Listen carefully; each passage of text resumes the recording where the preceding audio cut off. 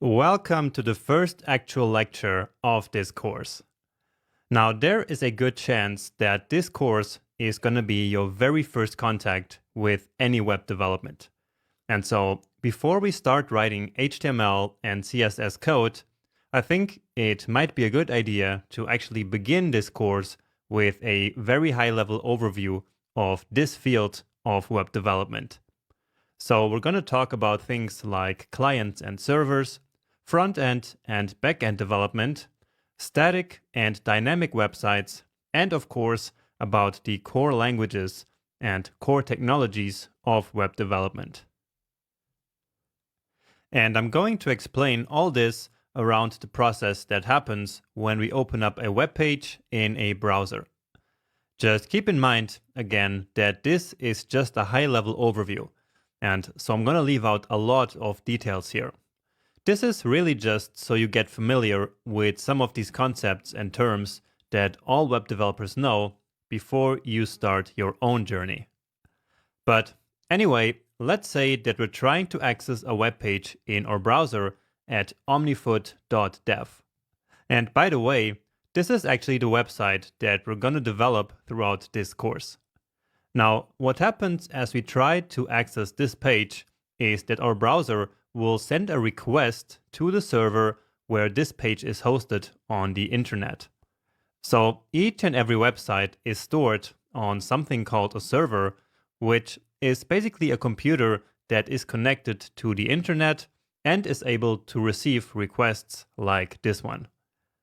So again, when we browse to a certain website, our web browser will send a request to the server where the website is stored, so where it is hosted. Then, when the server receives the request, it will take all the files that make up the website and send them back to the browser.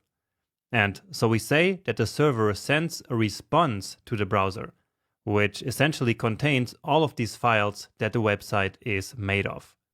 Now, as you can see from these file extensions, we have some HTML, CSS, and also JavaScript code here. And these are precisely the three languages that browsers can understand. So what this means is that all of the code that makes up a website needs to always be written in HTML, CSS, and JavaScript. Because, again, these are essentially the three core technologies that any browser can understand.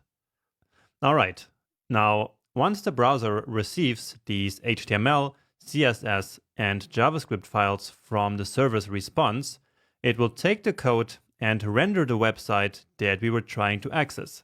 So based on that code. Okay?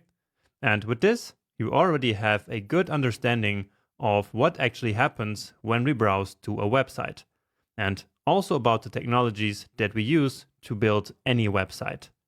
And that process of writing HTML, CSS, and JavaScript code that the browser can understand is a process that we call front-end web development. So whenever you hear someone talking about front-end development, what they mean is developers writing the code that is displayed in the browser, which is basically the front end of a website.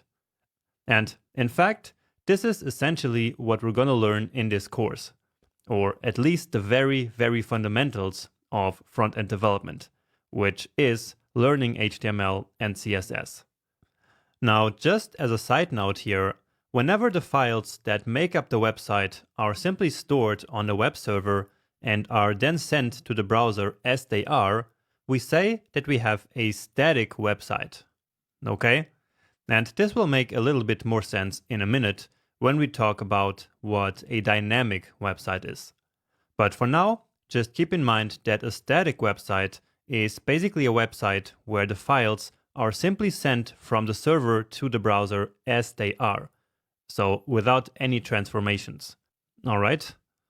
So I hope that from this, you learned what front-end development is, and also about the three core technologies that make up any website. And so now, let's take it one step further and talk about something called back-end development. So let's try another example here. And this time, let's try to understand what would happen when we try to access a website like udemy.com.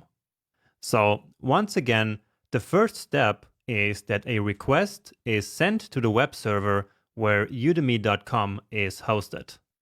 Now, why is a website like Udemy so different from something like the static OmniFoot website that I showed you earlier?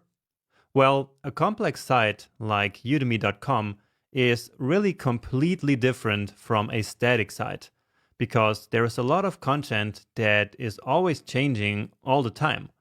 Like on Udemy, there are always new courses and new reviews being added to the site, new ratings and new course length are calculated, for example, and really a bunch of other things like that are always happening.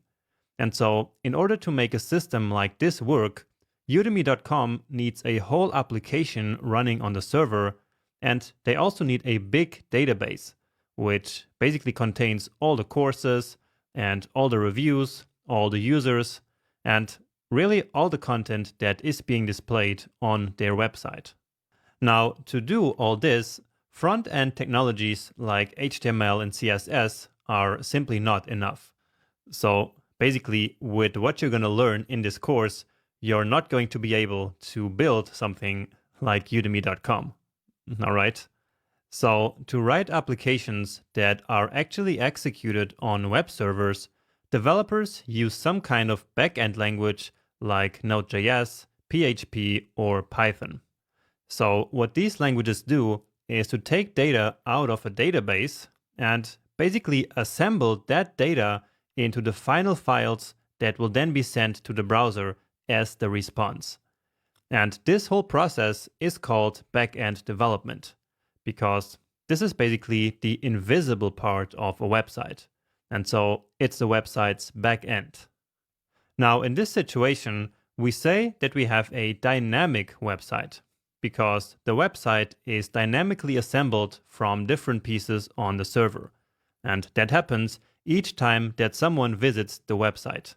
So returning to the example of udemy.com, in fact, each time that you visit Udemy, a new version of the website is going to be generated from their database and sent to your browser.